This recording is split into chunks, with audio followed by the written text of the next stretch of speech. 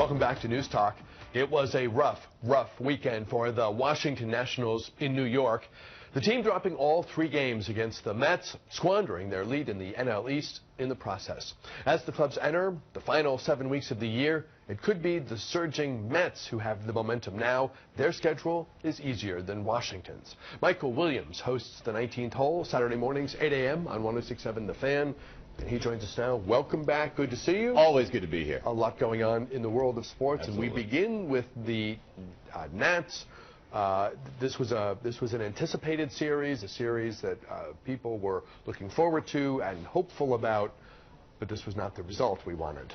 No, it wasn't the result we wanted. You know, it seems like the Nationals are there's 2 schools of thought. Either they're overachieving because of all the injuries they've had to endure, or they're underachieving because of all the talent that they have. And there's sort of this latent time bomb of success that you keep waiting for it to explode, but it just doesn't happen. And it seems like it especially goes limp when they compete against teams that should be their peers, or even they should be crushing. So it was really a disappointing weekend. I find it kind of interesting that Tyler Clippard, who's an ex-Nat, made a couple of comments that really struck home for me. He's like, well, I've never seen a fan base like this, never seen so many fans. And he also said that the Nats were gettable. He said they were gettable. So the Nats clearly have, or the Mets clearly have a confidence level against the Nats that's going to be a foil for them going through.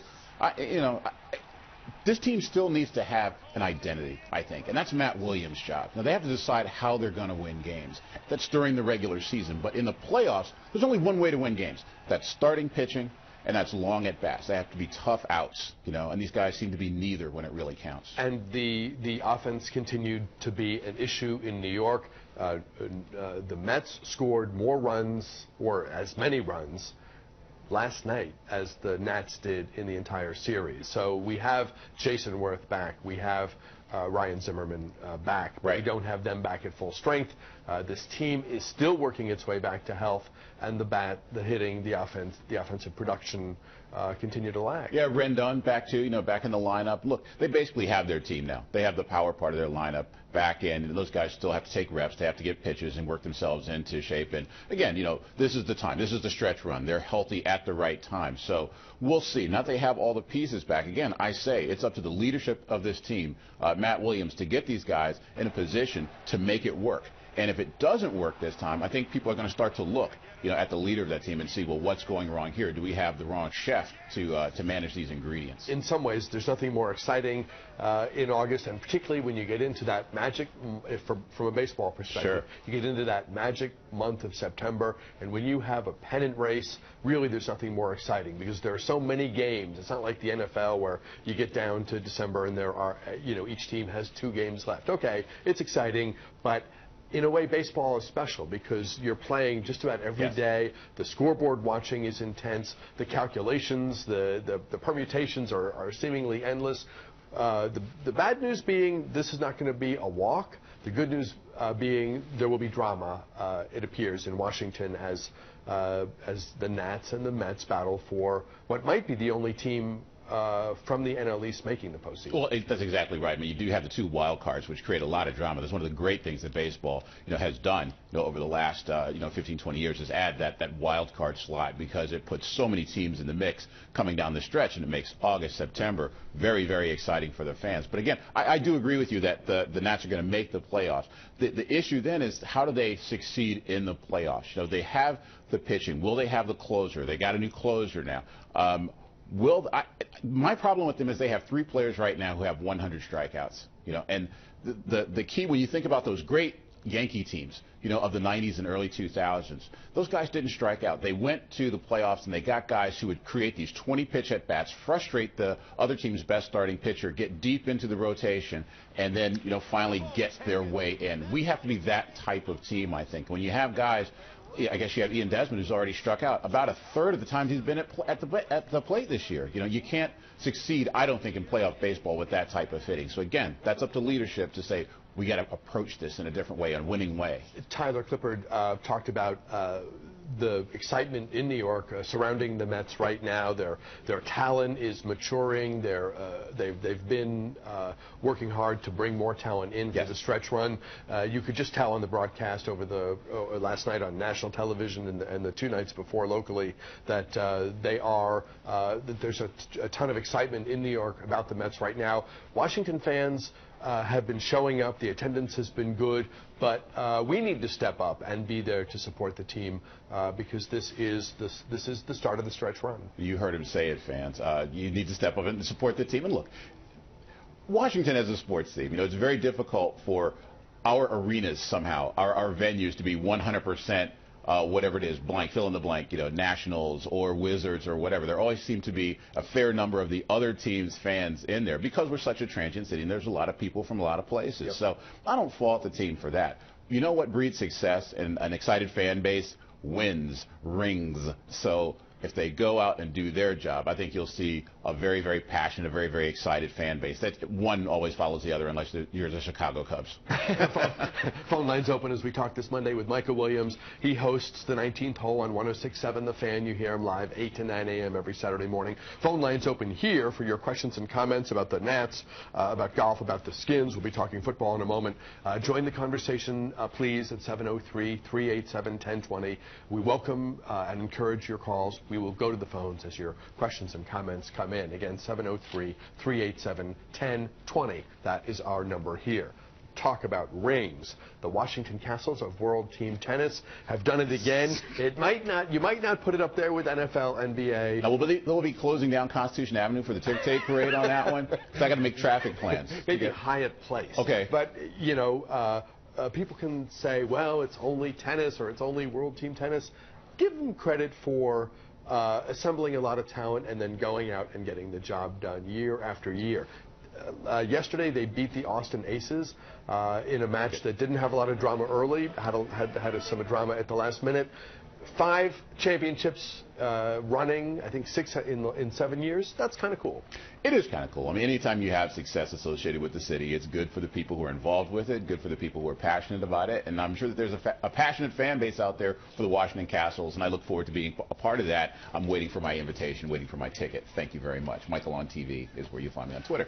So I just think that, look, I seem to only hear about this when the championship is won. When is the regular season? The tickets are $10 each. I know you can afford that. I got to get in there. I got to get in there to see some of the regular season because I only seem to hear about the championship match. It's a funny thing. It's a compressed season. It's a 3.5-week season. They always shoehorn it in between Wimbledon and the U.S. Open because that's when the players are available. Okay. And increasingly, they're getting a lot of the best talent. You've got people who, on paper, you could say their prime is past. Guys like Martina Hingis, Leander Pace and Martina Hingis. Yeah. But these are still fan favorites, and these players still have game. Sam Querrey, I think, is in the top 35 in the world, absolutely. And he's got a 140-mile-an-hour serve that, depending on where you're sitting, is coming right at your noggin. Wouldn't want to be in the way of that. You wouldn't, and they pack small venues, and so it's sort of the way soccer, sort of the way other sports. That's a very good comparison. The way DC United, before they became even more, and I think they are a mainstream sport at this point in this town, when they were winning championship after championship, and people were so like, well, what's going on over there?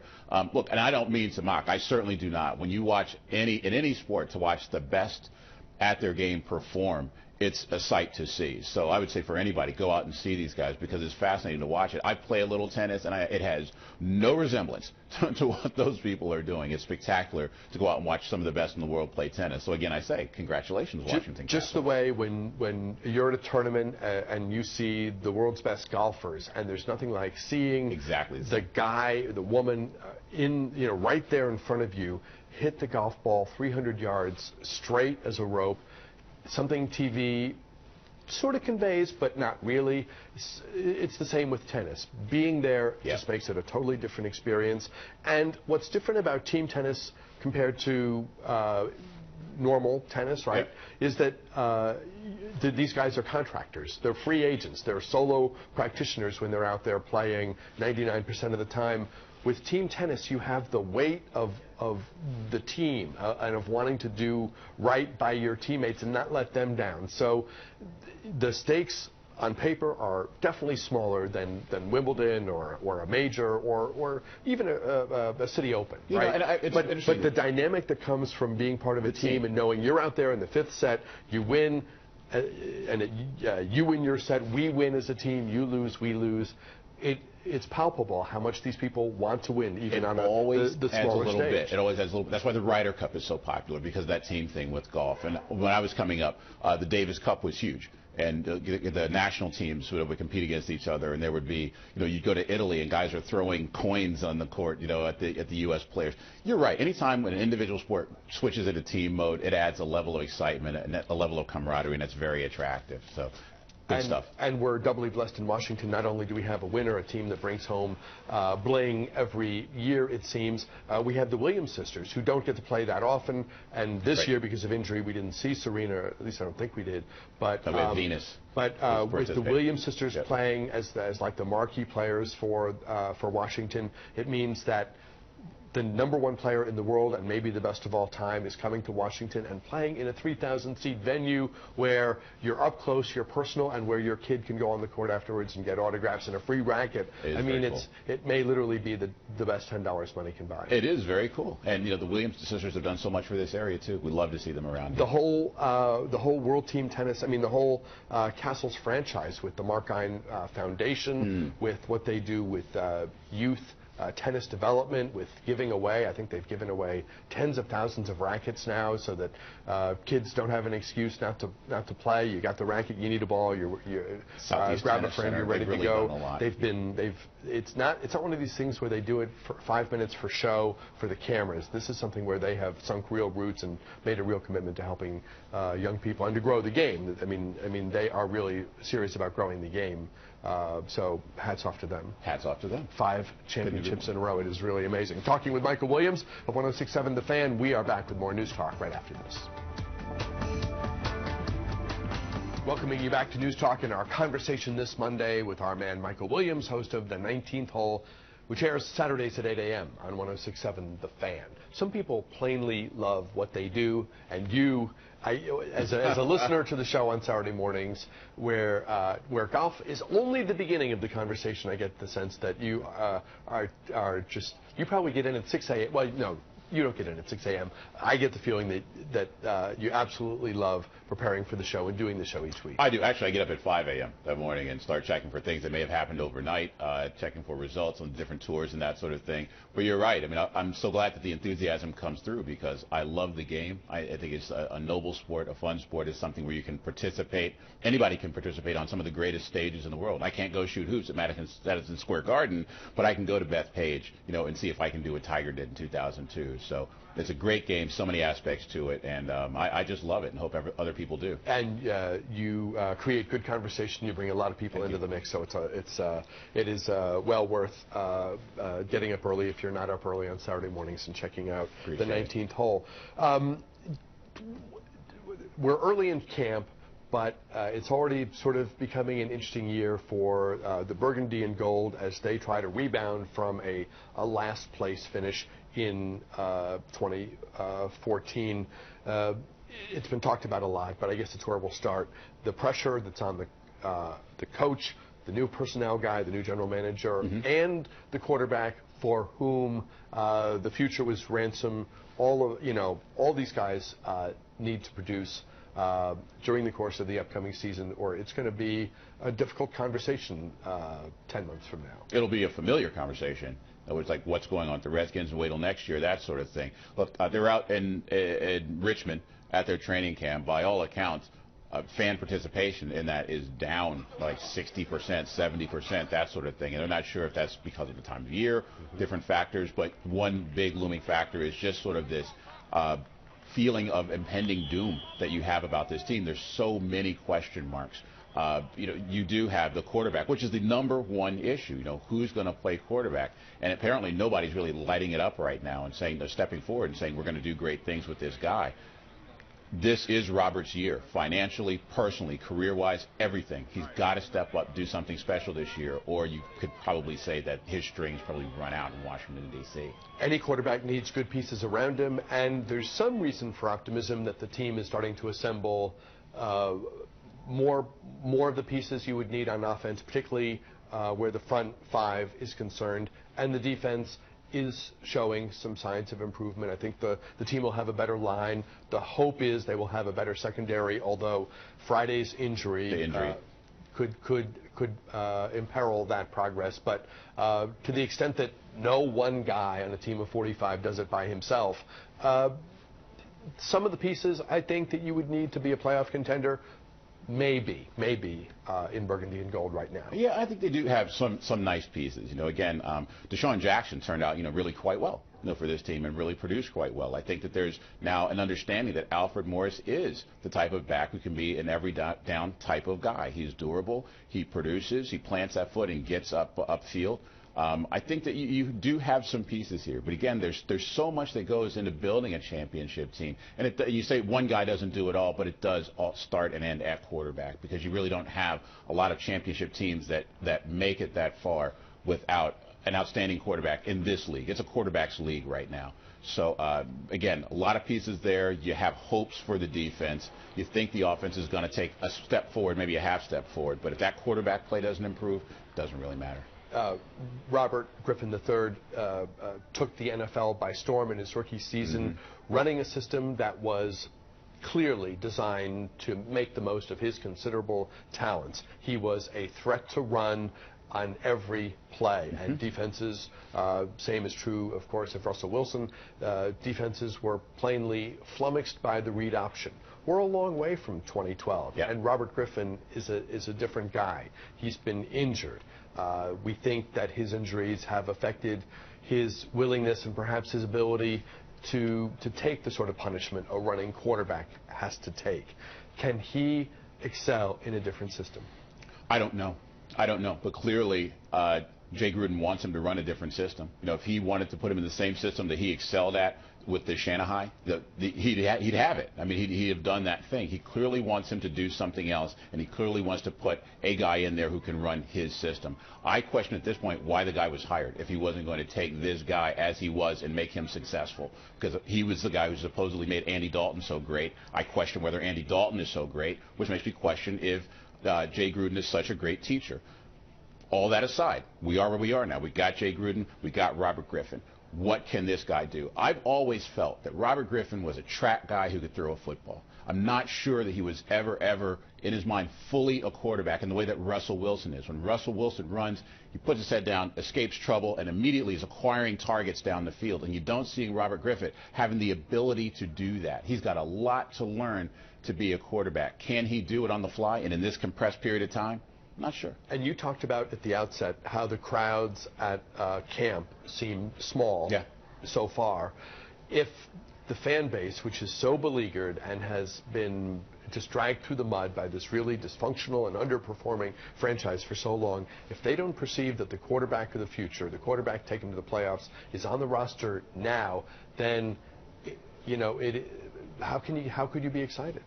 It's difficult. I mean, there's some people who are hardcore fans and are going to be excited just to see the colors out there. There's a number of people who are going to be excited just because it's football season, man. You only get 16 games a year. It's a rare thing, a football game, and that's part of its charm. That's part of the reason of the success of the NFL. You were talking about 160 games in Major League Baseball. There's literally 1/10 of that number in the NFL season. So the rarity of it makes it special.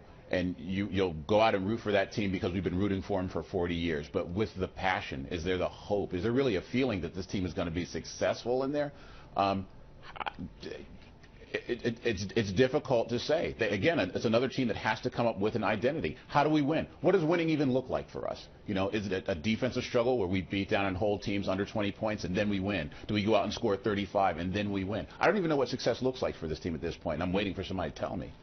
Scott McCloughan comes to town with a proven pedigree as a guy who can identify and bring in good talent. He talks about wanting big bodies and to stock the offensive and defensive line and character guys who will do the right thing and create the right chemistry in the locker room. Right. Does Junior Galette fly in the face of those nice-sounding words? Well, he is a big body, and he's certainly a character. So, I guess in those senses, he is. Look, Junior Galette is a guy who can produce in this league. 22 sacks in the last couple of years, edge rusher, gets to the quarterback, and that's a rare valued commodity in the NFL, valued commodity. And as Scott McLuhan said, if we didn't hire him, somebody else would. He knows that. So when he said, and cheap, you got, what, the league minimum for 1 year. So as far as a business transaction, it's low risk.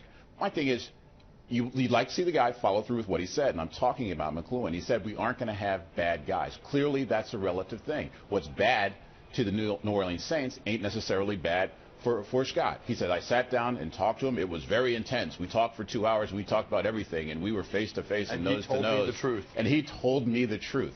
Okay, what was the truth? The truth was that he's not a bad guy. Okay, fine. So if you're the one who makes that determination, that's just fine. Bring him in. Bring them all in, There are franchises that can make that work, but I think they make it work because they have a culture of success that dilutes those sort of nasty characteristics of some of the guys that come in. Witness the New England Patriots, who can bring in a Randy Moss, can bring in a Corey Dillon. These types of people have success with them and still keep it rolling right along.